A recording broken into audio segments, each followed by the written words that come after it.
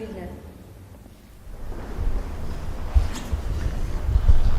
Պարոն վարչապետ, դուք նշեցիք, որ գերիների վերադարձիության հսկայածավալ աշխատանք է կատարվում, երկու հարցում եմ սկզբից ասեմ։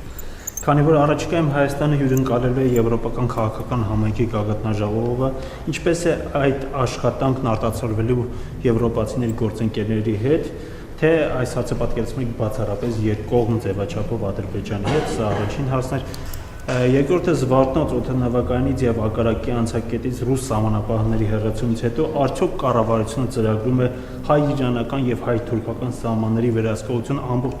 ամբողջությամբ Հայաստանի սահմանապահ զորքերին հանձնելու հարցը, կան իրավական մեխանիզմներ, որ հնարավոր է սա իրագործել, իմանալով, որ Ռուսաստանի հետ մենք ունենք պայմանագիր։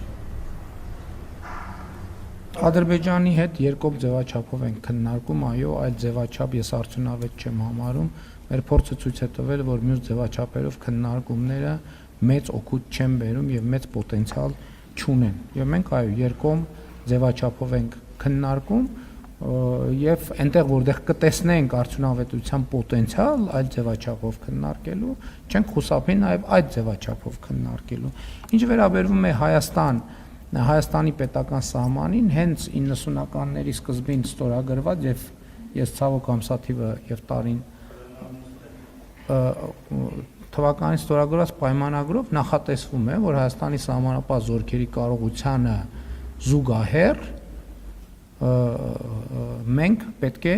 մեր սահմանապահ զորքերի վերահսկողության ներքո վերցնենք սահմանը եւ ուզում եմ ասել, որ մենք ռուս սահմանապահներին նաև վճարումներ ենք իրականացնում սահմանը պահելու համար եւ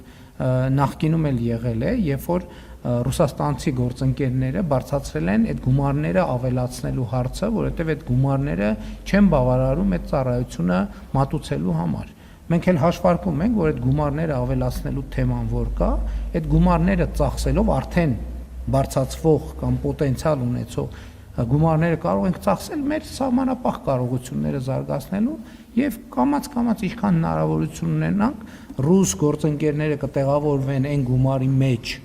ինչ որ մեզ համար ծանր չի շատ այդ գումարը վճարել, մենք էլ մնացած հատվածների հսկողություն կվերցնենք։ Դա հենց պայմանագրով նախատեսված է։